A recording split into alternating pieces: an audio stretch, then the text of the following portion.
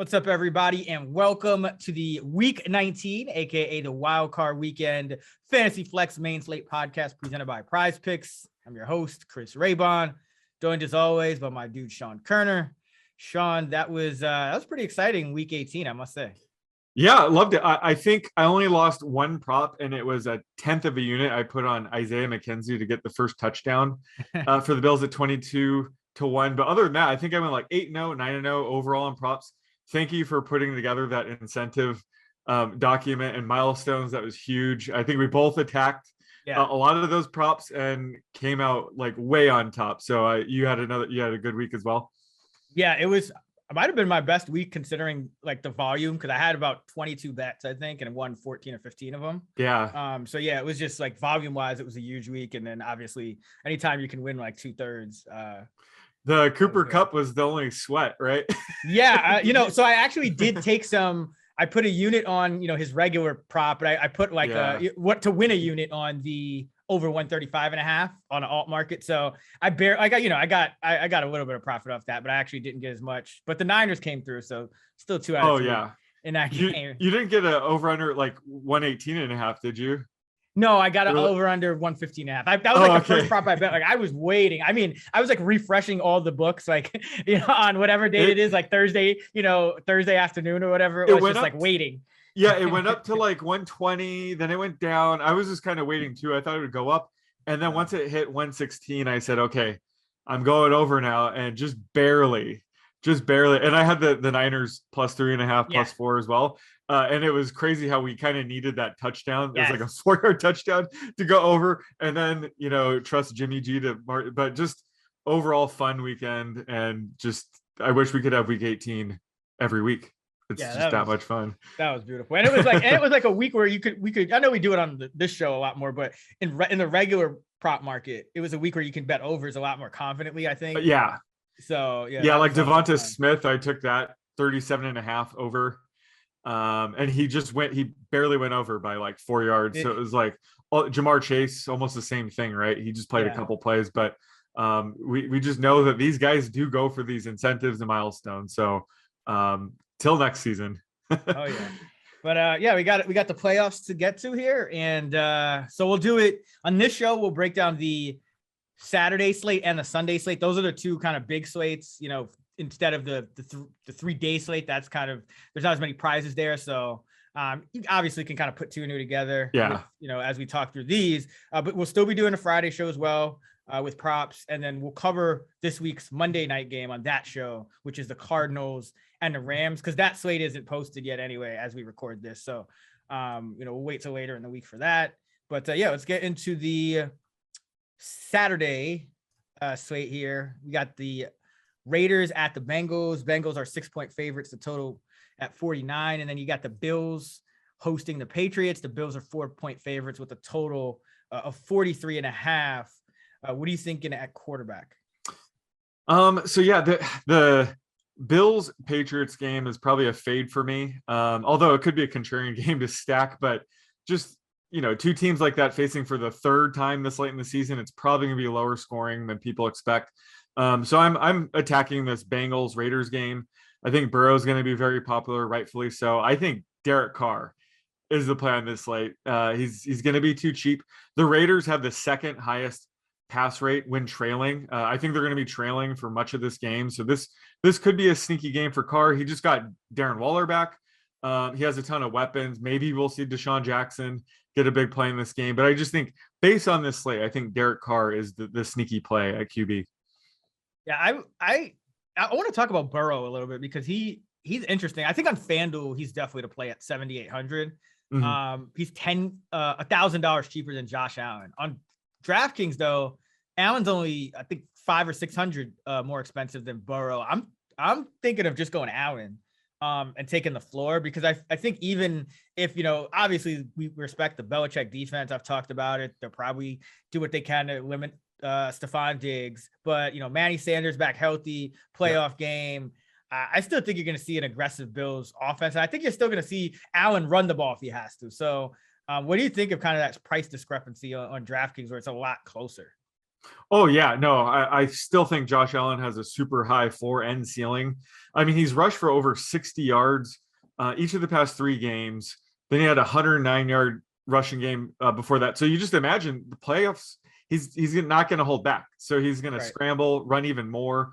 So yeah, despite the tough matchup, I still love Josh Allen here, just based on his ceiling. I think his rostership might be a little bit lower too because of the tough matchup. So I'm with you here, especially a site like you said, FanDuel is $500 No, difference. FanDuel is 1,000. So that's where I'm going Oh, Burrow. that's where. Burrow's only 7,800 on FanDuel, and Allen's 8,800. But on DraftKings, Allen is 7,900, I believe Oh, it okay. is, and Yeah, then Burrow's 73. So that's like and you don't really need the extra cash on DraftKings the way they kind of priced everyone. There's like this huge gap between I think it's yeah, Jacoby Myers and then T Higgins. I want to say it is so. You could kind of you don't really need to be saving those few hundred yeah, dollars. You know what I'm exactly. saying? Yeah. Yeah, no, I'm all about that. And I think, even though they're $500 apart, I think Burrow will still be pretty popular, Yeah. right? I mean, everyone's going to want to play Jamar Chase, and then you want to stack him with Burrow. So I do think that Josh Allen might be contrarian, and he's good value wise. So yeah, I could definitely get behind Josh Allen as well. And I mean, and this is something, the other thing that's kind of hanging over this whole thing is we know Josh Allen's healthy. Like we think Joe Burrow's Ooh, healthy, but like we don't know for sure. The last time we saw him, he was like limping around out of that Kansas City game. I think what did they got the win, but he was like limping around, and then he doesn't yep. play the next week, and it's like obviously they're not going to tell us if he's not 100% because they wouldn't want to give up a competitive advantage, but there's a possibility that he's not 100%. Yeah, there is that possibility. Now he did have a full practice today, but Mhm. I take your point. Luckily, we don't when it comes to his playing style, he doesn't need to be too mobile. So I think that yeah, he's probably gonna be fine, but still, like you Yeah. said, Josh Allen, we know for a fact is fully healthy. All right, let's go to running back here. And there's not as much, I think, leeway. I mean, there's some interesting plays in tournaments, but I don't know. In cash games, I feel like it's a pretty clear, like, you have to go mix in Singletary, Jacobs as like in like the flex as like your 3 cash game backs. Like, I mean, is there anyone else you would consider playing? No, for me, Joe Mixon all the way. I like pairing him with Derek Carr. I think that's going to be the game script here. Is the Bengals get a lead and then they're going to just run the show of the ball with Joe Mixon. I would certainly not be surprised if he gets over 20 rush attempts, but this could be one of those games where he gets like 30. Why would they hold back at this point? So I love Joe Mixon. I agree that it's kind of a rough running back slate. If you go way further down the list, I like Jalen Richard just based on the expected game script. He could be sneaky. He ran a route on 43% of Derek Carr's dropbacks last week. Of course, he had that 3rd and 23 amazing run to get that conversion. But he was out there for the entire 2-minute offense. So in a game like this, where they might be in comeback mode, he might be on the field more than we expect. So I think Jalen Richard at like min price is pretty sneaky on a full PPR site like DK. Yeah, I like that, Colin. You have to play guys like that because Yeah. Obviously I think the 3 guys I just mentioned, Mixon, Jacobs, and Singletary will be the 3 most popular players anyway. I like the Richard call. I like Brandon Bolden is another guy. Yes. Same deal. Like, Yep. you might see the Patriots fall behind early in the game. He's going to be their pass down back over Stevenson and Harris. And we've seen the 20-point upside with Bolden. I think we saw it this week, actually. So he's another guy that can kind of produce that. And they're not afraid if, the Patriots, sometimes they'll go hurry up, things like that. They're not afraid to weave him in at the goal line if they're just happen to be going hurry up because they don't want the defense to be able to sub. So he could get a couple goal line carries too. If he's on the field. So it kind of all works out for him to where if the game script goes right, it usually goes very right for a guy like Brandon Bolden. Yep. Agreed. All right, let's go to wide receiver here. It's a tough slate. Like this is one where I because of the, the running backs, I think they're higher floor guys. It's really tough to justify, paying up super high at receiver. I think T Higgins looks really good as like kind of your wide receiver 1 for this kind of slate. And then another guy is Tyler Boyd. I think he's come on really strong these last handful of games. I know he rested in week 18, but he's had double-digit performances, over the last month, and kind of emerged as a really stable guy in that pass offense. So those are the 2 guys probably going to be the building blocks. What about you? Yeah, I love T. Higgins, of course. It's been a few games since his eruption game, 12 catches for 194 and 2 touchdowns. So I think, that might not be on people's minds. He's too cheap here. I always love T. Higgins. Raiders do play a ton of zone. So typically that's when we Yes. want to target T. Higgins. So love him. Back on the T. Higgins train. I'm sticking with Zay Jones. I feel like I say this every week, but that's 5 straight games now with 5+ catches. I think Waller's going to impact Hunter Renfro's target share. If anything, we saw that happen already. So I think Zay Jones is still pretty safe. And if I'm mistaken, like he almost caught like a long touchdown pass from Carr. Carr overthrew it. Like Zay Jones was wide open and Carr like still tried to lead him. So I'm blaming Carr on that one. Zay Jones could have had an even bigger game. So I love Zay Jones here. Again, I'm expecting a pass heavy game script for the Raiders. So love Raiders pass catchers. And this could be a spot like I like to choose my spots with Nelson Aguilar, but this is one of those spots where he could be sneaky. I think he's min price. And I thought they were going to ease him in after coming off a 2-game absence from the concussion, but he ran a route on 97% of Mac Jones dropbacks last week. So on a slate like this, where you might not need much, and certainly he's a low floor player, he could still get you that 1 or 2 big catch gain here to kind of break this slate. So this is a rare time where I'm kind of like cherry picking Nelson Aguilar in just a few lineups at least. Oh, I would play Nelson Aguilar in cash games on DraftKings. Wow, you would play him in cash? Because listen, he lets you get up to everyone else you need to get up on. Like he's so cheap. You have to punt somewhere on DraftKings, right? And so like if I get Aguilar, and I've already looked at this, I can get Josh Allen, Joe Mixon, Josh Jacobs, T. Higgins, Tyler Boyd, Darren Waller, and Devin Singletary. Oh, there you go. Right. So it's like at this point, Aguilar could goose egg.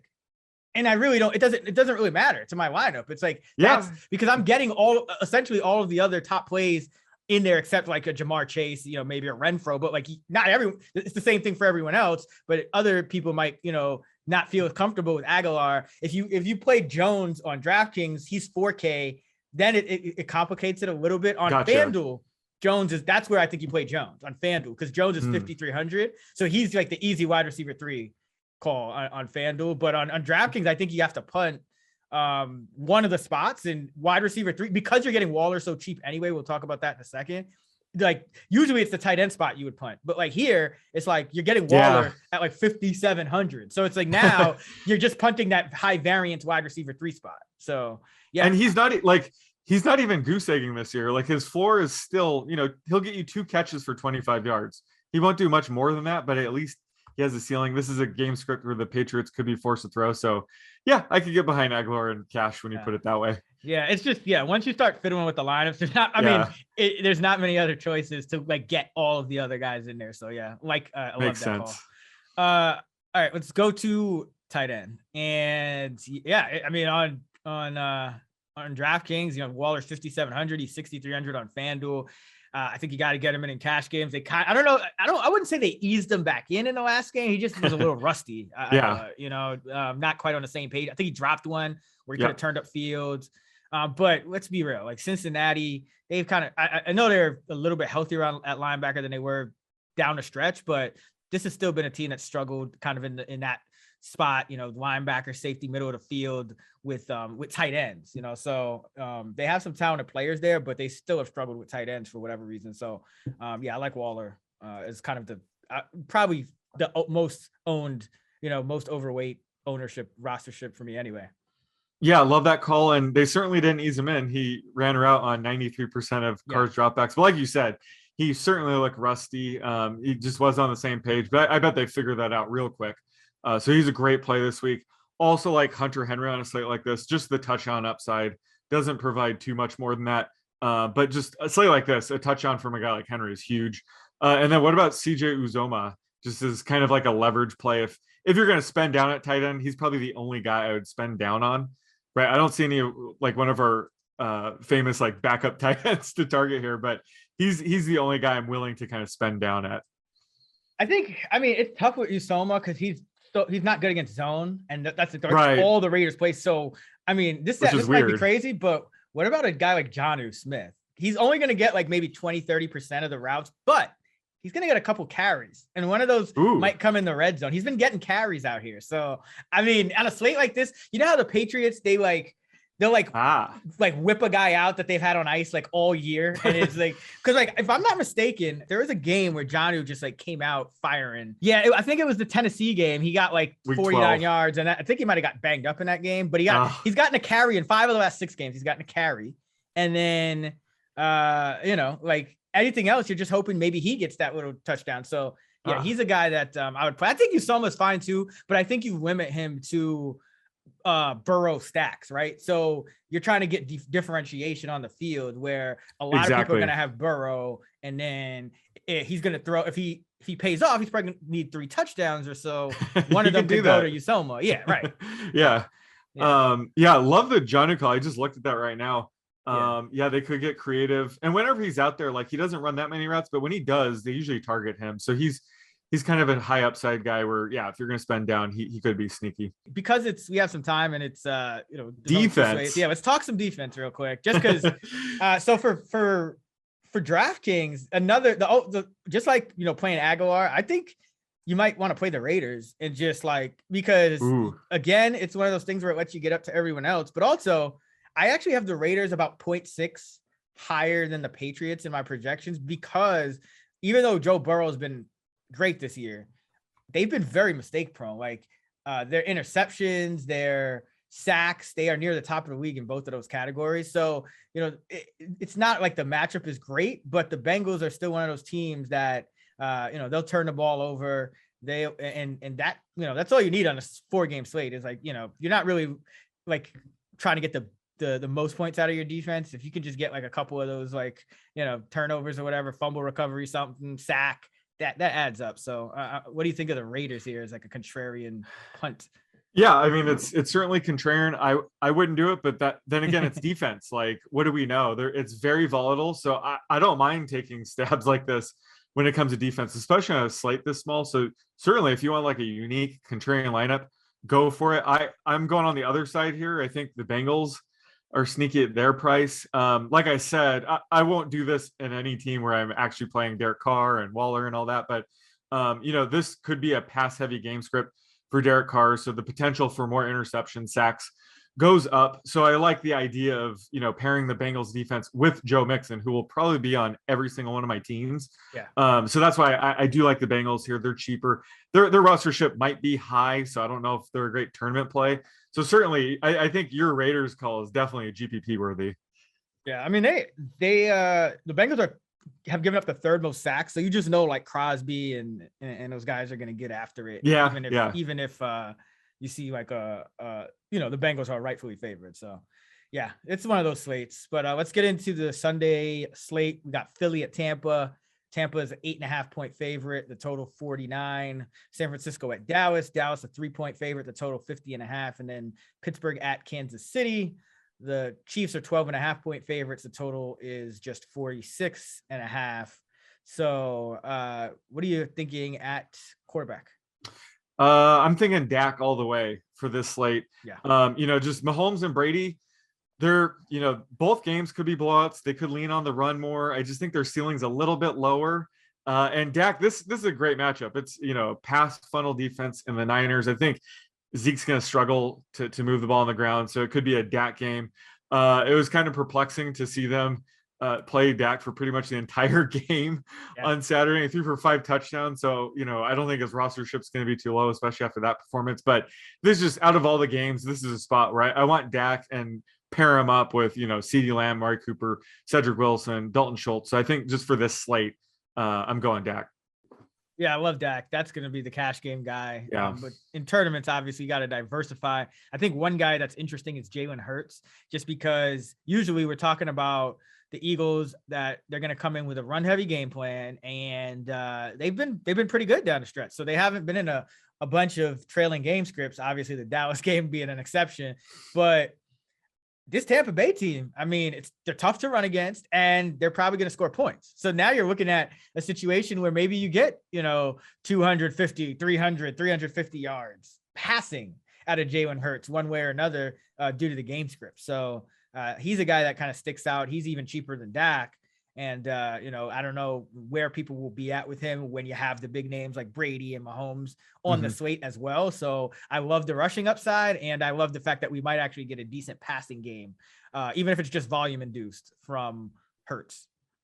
Yeah, I love that. And I like that he got the week off to rest his ankle. He should be much, much closer to 100%. So I'm dialing back his rushing usage a little bit, but we just haven't seen that of late. So yeah, I think he could be overlooked here. This could be one of those classic Hurts games where he throws for over 250 and still runs for over 50 yards. I remember he bombed the first time they faced the Buccaneers earlier in this. He only threw for 115, but I think he'll bounce back. I think he has the weapons, and so yeah, I love Hurts as well. Yeah, and in that game, I mean, he still ran 10 times for 44 yards and 2 touchdowns. 2 touchdowns, yep. So, and he has a 3 touchdown game on his resume this year, just rushing. So yeah, this guy, I think he got it. He's probably my favorite tournament play. Let's go to running back. This is interesting because you got, where are you ranking Fournette? Looks like he's going to be activated and come back. Are you projecting him to kind of take over again? Is that like playoff Lenny lead back? Playoff Lenny. You just have to figure they're going to feed him the ball. We need to see what's up with Ronald Jones. There's a lot of uncertainty there, but right now I only have Najee Harris with a higher projection because I think he will get a ton of receptions here. But right now, Lenny is my number 2 back. If we get word that he's anywhere near 100%, he could leapfrog Najee. So I am dialing back Lenny's usage just a little bit, but I have no reason to fade him if he's playing. If he's playing, we're going to get playoff Lenny. Sign me up. So love Lenny on this slate. Yeah, I think another interesting one is Elijah Mitchell. The only thing is they are an underdog in this game, but I think they know they have to lean on the run. I mean, Dallas plays a lot of man coverage. That is not San Francisco's strength. Throwing against man coverage, they're really good against zone teams like the Rams, not as good against man teams like the Cowboys. So I think you could still see like a 20 carry game for Mitchell and them try to just bleed the clock, especially after Dallas throws for 5 touchdowns, puts up 50 points for the second time in 3 weeks or something. Like they're going to look at it like, hey, we got to keep this offense off the field. So Elijah Mitchell really stands out, and it's pretty affordable as well. Yeah, I agree with you. Like I was going to say the same thing. Like they're going to lean on him to kind of kill the clock. The Niners love to have these long drives, and especially against the Cowboys, they're going to want to keep Dak and the offense on the sideline. So they're going to lean on Mitchell and possibly Deebo Samuel out of the backfield a lot here. So yeah, even though it's a tough matchup, Elijah Mitchell should see 20 plus touches. So yeah, I love him on the slate as well. I think it's really just Mitchell, Fournette, and Harris, right? And then it's kind of up in the air after that. Yeah, and I worry a little bit about Harris. I mean, negative game script, Pittsburgh. I mean, and he's priced up, right? Like it's not like the other slate where the guys you're paying the most, like a Mixon, you're paying up for him, but they're a 6-point favorite. Here, you're a 12.5-point dog, so it could get ugly for a guy like Harris. I think one guy that's interesting is Darrell Williams because we know they trust him in these type of playoff games. Clyde Edwards-Helaire, we think he will be back, but how healthy is he? And we've seen Williams a lot of times steal some of that goal line work anyway, and he's been really good as a pass catcher. So this could be one of those games where if Edwards-Helaire doesn't get in 3 full practices or he's just not 100%, Williams could be like the leader in snaps in that backfield. And as they kind of leave Edwards-Helaire on ice, especially if they're blowing him out, it's a 12.5-point spread. So I think he's really sneaky as a guy that could put up like a touchdown, maybe even 2 touchdowns given the spread in this kind of game. But of course, he's got to be healthy too. I know he got early. I was gonna say he has a toe injury. We're gonna just have to see who they send out there. So either way, we'll have more clarity if Clyde Edwards-Helaire, if they hold him out for one more game. Like I don't think they need him to beat the Steelers, so I wouldn't be surprised if they hold him out. Then I will be all over Darrell Williams. But if both of them are banged up, Derek Gore, I keep saying like a game script like this where the Chiefs could be up in the second half. It would not surprise me if Derek Gore dominates later in the game, depending on who's healthy and who's active. But this is a situation that I think it's worth monitoring because it's such an easy matchup. The Chiefs are 12, 13-point favorites now. Yeah. So even though we don't know who's going to be getting the touches for KC, we definitely want to invest in this backfield this week.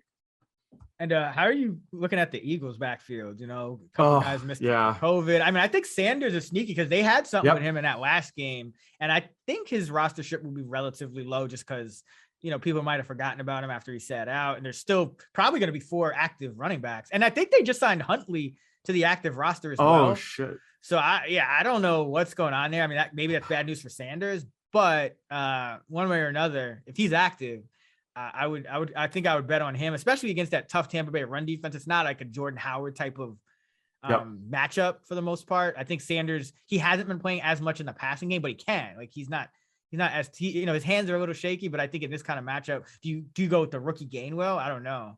So yeah, no, it's tough. I think if Sanders is active, he's certainly in play. He's too cheap.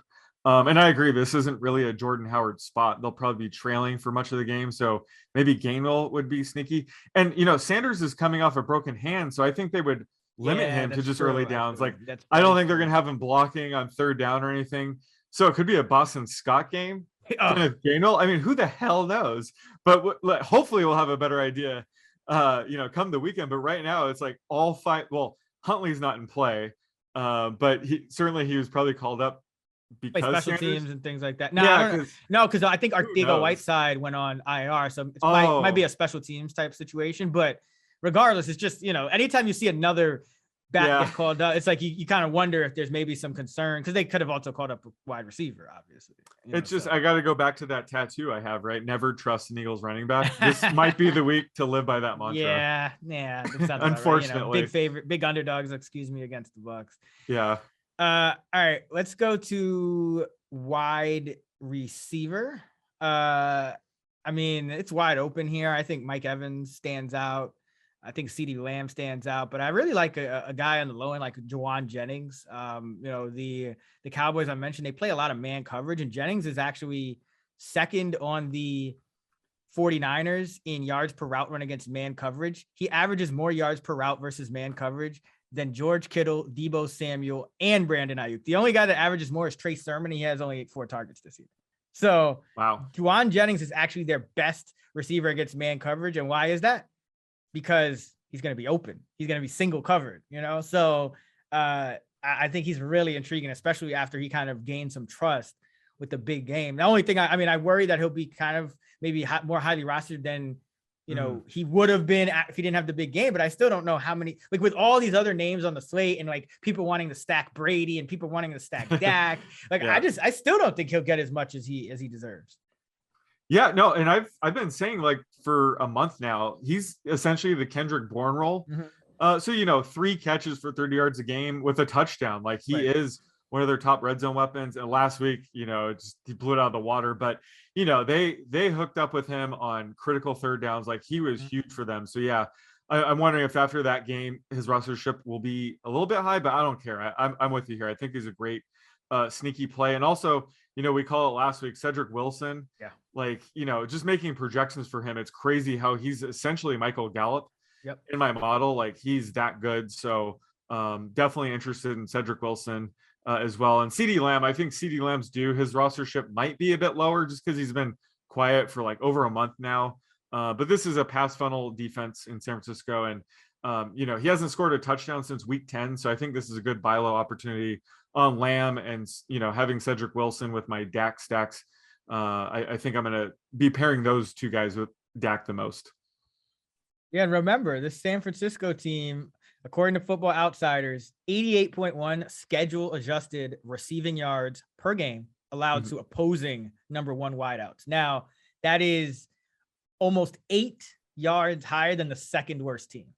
So this is, if there was ever, and CeeDee Lamb, how many who's the Cowboys' number 1 wide receiver though? CeeDee Lamb. Come on. Well, I mean, we ran around on 97% of Dak's dropbacks last week.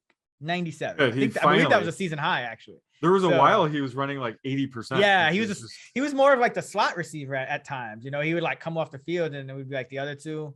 I don't know. I got to look up his like run blocking off the top. I don't think he's bad at run blocking, but maybe he is. I don't know. No, but either way, you don't run on the 49ers. Yeah. You don't run on the 49ers. Exactly. So it doesn't really matter. But yeah, no, I like that Lamb claw as well. I think Lamb is quote unquote due. But just the matchup is really good. And the playoffs are where you go to your stars, right? That's, we're talking about guys like Jennings because we need value, but the playoffs, more often than not, the stars are going to eat. So yeah, CeeDee Lamb. How about the ancillary receivers for the Chiefs? Any opinions there? Like the Hardmans, Pringles, Oh, God forbid, Demarcus Robinsons of the world. What are your thoughts on them? I don't know how to project these guys even like routes wise. Yeah. Probably not Josh Gordon. I'll say that. I think you still have to kind of lean toward Pringle because he's been that clear number 2 now for the last month and a half or so. Yep. Hardman kind of exploded, but that's because he was playing in place of Tyreek for a lot of that game. So Hardman's yardage per game in the playoffs has decreased precipitously from the regular season. And I think that's because during the regular season, he does play a lot of that Tyreek role. So in 2019, and remember, they played 3 playoff games each of these 2 years. So it's a larger sample than you're used to for the playoffs. His rookie year, 33.6 yards per game in the regular season, 9.7 yards per game in 3 playoff games. Last year, 35 yards per game in the regular season, 22 yards per game in 3 playoff games. So it's gone down by double digits in terms of the yardage, the targets and the receptions have all gone down.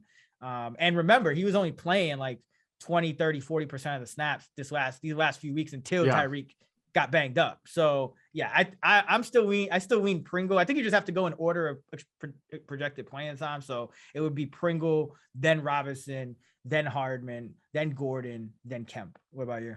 Yeah, same. I noticed that too. Like Hardman is the direct replacement for Tyreek. So, if he ever misses time, he's the guy we want to roster. But Pringle's been steadily in that 70 to 80% routes run range. He got banged up too last week, but he still ended with, 5 catches for 56 yards. That's good enough on a site like this. So I think Pringle would be the guy. If you're going to go outside of Tyreek Hill or Travis Kelce, it'll be Pringle for me. Yeah. And I think in the post-game press conference, Andy Reid did not even mention Pringle in terms of giving updates on the injured guys. So I think he was just like shaken up, but I think he's good. So, okay. Tight end on the Sunday slate. The guy that stands out to me is your boy, Dallas Goedert. He's somehow one of the cheaper tight ends on the slate because there's all these studs. I mean, you got Gronk, you got Kittle, this is a loaded slate. Schultz, Oh my god. Yeah. So Firemouth. Yeah. So it's one of those slates where you just have a lot of options, but Goddard is the guy that stands out to me. I love me some Gronk too. I've been saying like they're gonna get Gronk to these incentives, but they're also just playing him a lot more than they were early in the year.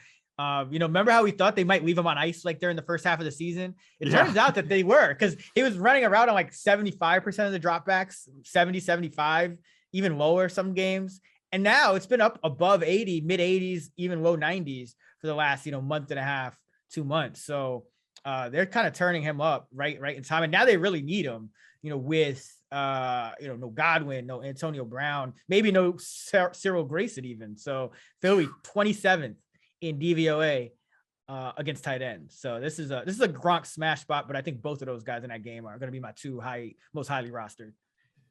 Gronk smash spot, pun intended. Yeah, of course. I mean, always. This is literally this. He's my. You already mentioned it. Like all the top tight ends are on this slate, or are playing this weekend, and Gronk is my number 1 tight end right now. Yeah, even over Kelce. Like, how could you project him for anything less than 5.5 or 6 catches right now? It's just insane. I mean, he found the CBD fountain of youth or something, because he has looked like even better than I remember him. Like, so yeah, when it's playoff time with Brady, obviously when they get in the red zone, he's going to be looking for Gronk. Just Gronk all the way for me. Although I do like your Goddard call. I agree. He's too cheap, even with all these stud tight ends. He's too cheap. So if you're going to make some non-Gronk lineups, I'm sure I'm going to go with Goddard, and then you could spend up elsewhere. But just this is a loaded tight end slate. So, you probably don't want to load up on just 2 tight ends. You could probably want to spread it out a little bit, but certainly I'm going to have like mainly Gronk lineups this week. And then Freiermuth is probably by default just like the 3rd best guy, just because he's going to be the cheapest and most lowly roster. Touchdown, he has touchdown upside, right? So that's why you would go with him. But I mean, even like a Schultz, how do you pass him up? Well, Jarwin's back, so I think. Yeah, I mean, hey, and I mean, San Francisco's also number top 2 against tight ends. No, they dropped to 5. Oh yeah, because Higbee went off. Yeah, so yeah, that's actually a good. Yeah, Schultz is in a good spot too. Tart was banged up. Yeah, that's true. He's That- been dealing it's with a always groin tough. injury, so it was like when he was out, they were going to Higbee. I don't know. He's the guy where if he's active, you Yeah. kind of want to fade tight ends, but if he's out, he's kind of the tight end stopper. So he looks like he's a true game time decision this week. So that might impact my final Schultz projection. And I think here's an interesting one. If Tampa Bay, we saw, Cyril Grayson get banged up. And we also saw Cameron Brate come on in the playoffs last year. I think Brate is an interesting one just because he gives you a differentiated stack for Brady that's super cheap. And he's also high leverage on Gronk, right? So like if Gronk gets, his like 5 catches for 75 or whatever, but no touchdowns, and Brate does get a touchdown, that could kind of swing the slate a little bit if you have Brate instead. So I think he's always worth mentioning on these kind of slates. Cause again, Philly bad against tight ends. That's a good matchup for all of them.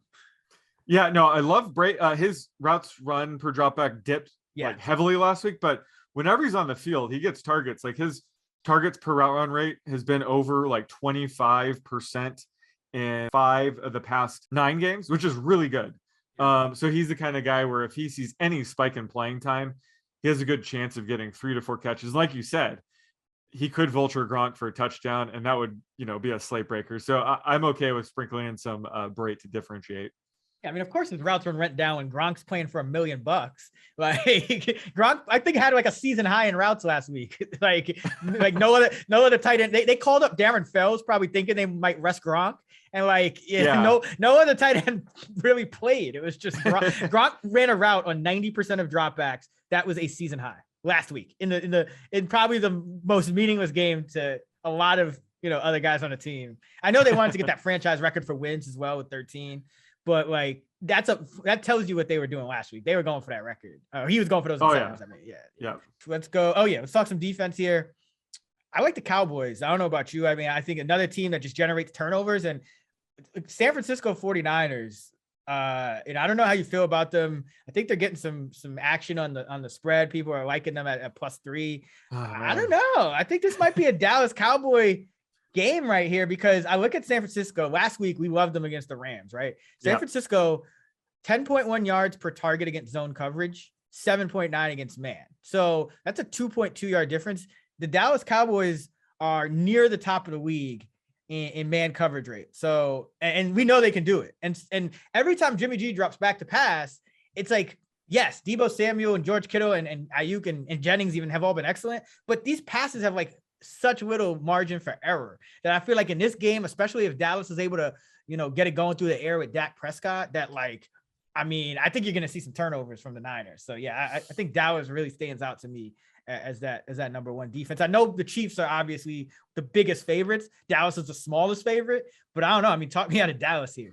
Oh yeah, I feel the same way. I even commented on Stucky's tweet on Sunday night. I thought Dallas would open like -5, -5.5, and I was going to hammer the Niners. Mm-hmm. So when it opened -3, I just backed off. I don't know what's going on here. It was kind of early in the season when the Ravens opened up -3 against the Chargers. I had the same reaction. I just stayed away.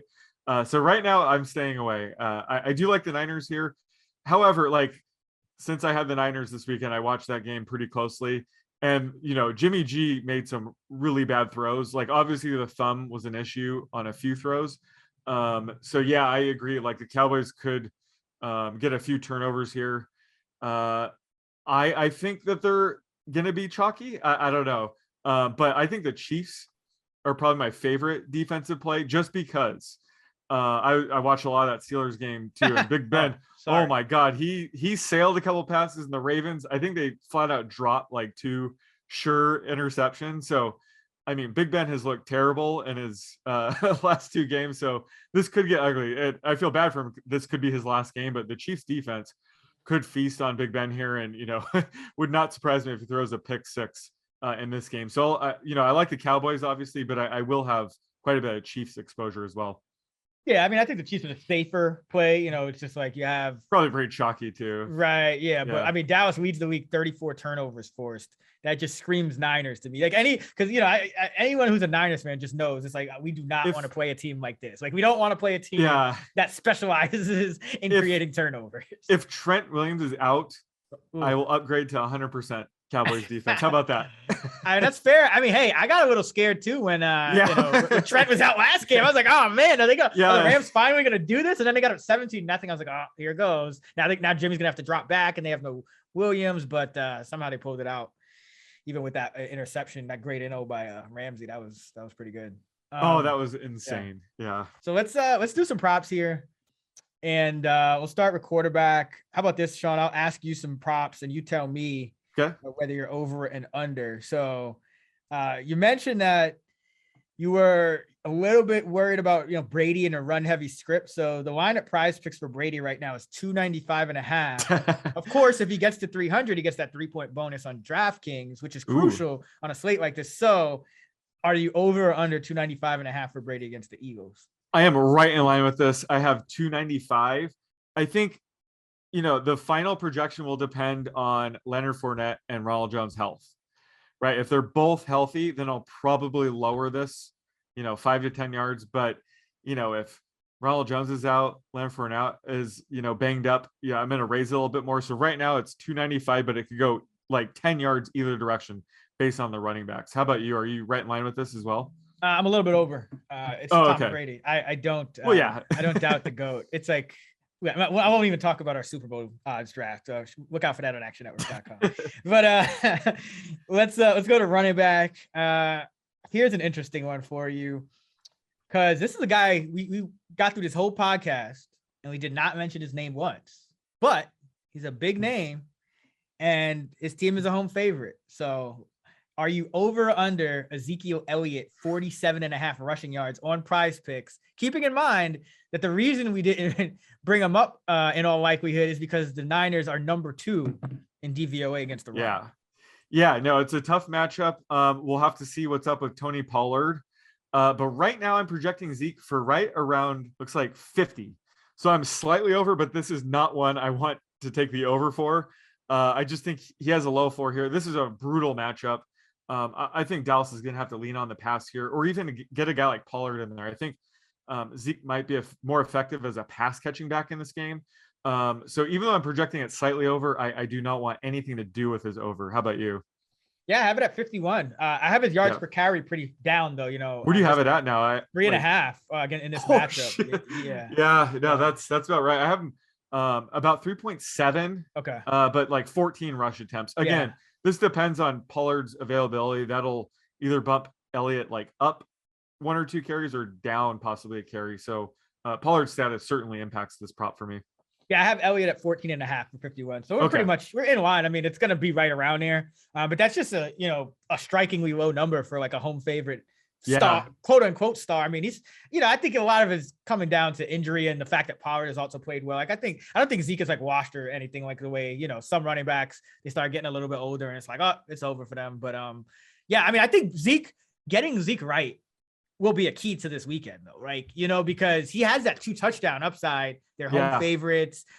They could move the ball well through the air, but if they hand it off a couple of times at the 2, Zeke could pay off in a big way. So yeah, keep checking our actionnetwork.com projections, our Fantasy Labs models projections for Zeke. Cause he'll be a key guy for this week. All right, let's go to wide receiver. And so another guy that we did not mention the entire pod. Well, I think I might've mentioned him once, but we always kind of talk about Bill Belichick, how well he schemes on opposing top wide receivers. This season, the New England Patriots are number 2 in DVOA against opposing wide receiver ones. They're also number 2 in fewest schedule adjusted receiving yards allowed at just under 50 per game to opposing number 1 wide receivers, according to Football Outsiders. So the line here, remember, they're allowing around 50 is New England. The line here for Diggs is 70.5 on Prize Picks. Ooh. Are you going over or under? That's probably a bit too high. You'll never guess where I have Diggs ranked right now. 5th. Yes. Doesn't matter how big the slate is. He's always number 5 for me to begin the week. But yeah, this is a spot where I'm going to go with the under here. I project this closer to 67.5, 66.5. Because like you said, Belichick will probably be scheming up to slow Diggs down. And, I had to kind of adjust some of my numbers because last week he had all those incentives that he's going for that we kind of knew he would have a big game. So I try not to weigh that, last week, too heavily. So yeah, they could have Sanders back this week, spread it around a bit more to guys like Gabe Davis, Cole Beasley, Dawson Knox. So yeah, I think Diggs especially just this season, he does have a lower floor. You've been pointing that out. So I'm going to go with the under here. Yeah, he's actually my wide receiver 7 on the entire slate. Right, just outside that time. Always. Oh, I mean, how interesting is it though? They're like almost every top like pass catcher is like on this slate though. It's like or if they're not, they have Adams, he has a bye. He's in the postseason, so I don't hear as much chirping about that. Oh, all these teams that run made it to the postseason. It's like but yeah, I think I actually have the projection very close to this, so it's not like I think it's an egregious line. I have it like 70. But yeah, I think there is a lower floor than there is a high ceiling in this game, just because this is the playoffs and we know they're going to go all out. Obviously, it's way too early in the week, but do we have any kind of like weather report for these games? Is there going to be snow or something that we need to know about, or is it just too soon? I'll bring no. It's weather. It's never too just soon, just like we're doing this podcast, for a weekend games on a Tuesday. That is true. To come out on Wednesday, the weather people, they have it. Let's see. Where are we playing? In Buffalo Sunday. Oh, you're just straight up looking at the weather.com. That's smart. Yeah, 28 degrees. You got some solid 9-mile-per-hour wind. So yeah, nothing too crazy. Okay. But Saturday though, because it's a Saturday game. Oh no, it's 10 degrees. It's supposed to be 10 degrees with a low of 1. sorry. Got your hopes up there. No, it's supposed to be pretty cold, but not as windy. It's still 10 miles per hour. That's not too worrisome. But yeah, super cold. And the other games are in a dome, so it's like Kansas City is the only other game that might. Yeah, that's interesting because so we in Cincinnati, cloudy, 29 degrees with a low of 19 and 10-mile-per-hour winds, 10% chance of precipitation. So yeah, not the greatest weather. And then let's check Kansas City for Sunday. But that's another thing to keep in mind, especially if you're playing the 3-game slate or the 2-game slate or whatever it is. You might want to trend towards some of these games with the played indoors. Yeah, Kansas City looks fine. Yeah, 39. Cincinnati's the only game. Buffalo. Yeah, Buffalo. I mean, 10 degrees. That's still because like Josh Allen hasn't played well in this bad weather. That's one thing. That is true. Like that's why I had that under in the Jets game. Just Bills is because like Allen's 2 worst games have come in like weather. Now the wind isn't crazy and it doesn't look like it's going to be snowing, so maybe it's a little different. But yeah, I think definitely something to keep in mind on the large slates. On the Saturday slate, it doesn't matter because both the games are in bad weather. Okay, let's go. Let's get a tight end prop. Oh, well, here's what I'm gonna do. They have a Gronk and a Kelsey one, and I think this is interesting because at Prize Picks, Gronk is at 75.5, Kelsey's at 60.5. So I'm gonna give you it this way. Gronk plus 15.5 versus Kelsey. Plus that's the difference. It's 15. 15 and a half I'll give you yards. 14.5. I'll give you 14.5 actually. I'll give you 14. I'll take Kelsey. Yeah. I mean, what do you have? So I have Gronk projected for 69 yards. Nice. And Kelsey 64. So I have Gronk ranked number 1, but it's still pretty close. But yeah, 14.5 yard spread is probably a bit too high. I have Gronk at 73.5 and Kelsey at 64.5. So I'm 9. Yeah. I'm 9 off. I just think that the Chiefs are at a bigger risk for being able to take the air out of the ball. I think we've seen the Bucs against this zone kind of Philly defense. I think they're still gonna throw the ball. I mean, regardless of Fournette, like you put the ball in Brady's hands, whereas the Chiefs, the spread is so big, and like Mahomes' numbers have been down anyway compared to Brady. That I think it warrants like a bigger spread than usual. But yeah, 15 yards at Prize Picks. That's pretty interesting for that. It's way wider than I thought it would be. So I probably won't take Gronk's under, despite being 5 or 7 yards lower. But Kelsey over 60, I consider that because if Tyreek Hill's playing, he could be more of a decoy. We talked about that. Why does Mecole Hardman's yardage drop off in the past? It's because Mahomes is targeting Kelsey or Tyreek more. So I just think Kelsey at 60.5. Probably a little bit too low. And you remember last year, I convinced Chad to take Kelsey under 108.5 receiving yards, and it was gone by the first half. Yep. So, playoff Kelsey is a real thing. So 60.5, that's something to look out for. Even though I'm not projecting way over that, I would definitely lean towards that over the Gronk numbers insanely high, but rightfully so. I'll give you a defense one since they have those up. Defense. Here. Yeah, they have the defense in the fantasy score section of. Fantasy score. Yeah, so we can go with. I'll give you. And kickers. Okay. Ooh, here's a good one. Yeah, they do have kickers, but fuck that. Kickers, just choose the team with the highest implied total and go from there. That's the value. Yeah. All right. So defense here. I'll give you this one. Kansas City over -1. No, listen. Kansas City -1 over any other defense on Saturday or Sunday. Because that's how they have it at Prize Picks. They're 7.5, and no other defense is more than 6. And wait, let me make sure that is. So I can take the field to score. So either the field, at least one team in the field has to be within 1 point of Kansas City, or Kansas City. You're essentially taking Kansas City to lead the field. Yeah, I'm taking the field. Just because defense is so volatile. Obviously, KC is the number 1 defense this weekend. But just getting the entire field, I can't pass that up. Especially I'm getting +1. Yeah. There you go. Yeah. I'm taking the field +1 against your KC -1 for $100. Okay, how about this? How about I give you I'll make this bet. I'll give you I think it's a fairer bet. Kansas City's at 7.5. Dallas is at 5.5. Kansas City over Dallas by 2.1.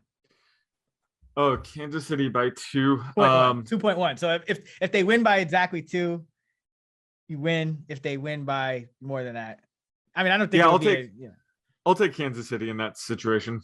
Okay, so we could do a little side action on that. Dallas within 2 points of Kansas City. I would say this is a coin flip, which is boring. I don't think there's any edge here. But... Well, I'm not going to give you the field at like even money. I was just trying to see if you like the Chiefs, how much you truly like the Chiefs. They are the highest projected defense. Yeah, obviously. I think that this is a much fairer bet. Okay. I would agree. All right. That is going to do it for the Fantasy Flex Week 19 main slate podcast. We will be back on Friday with the props and the breakdown of the Cardinals Rams Monday night slate. Be sure to leave us a 5-star rating and review on Apple or Spotify. You can find Sean on Twitter at @_oddsmaker. You can find me at Chris Raybon, and you can find our DFS models, tools, and content at fantasylabs.com. Until next time, let's get this money.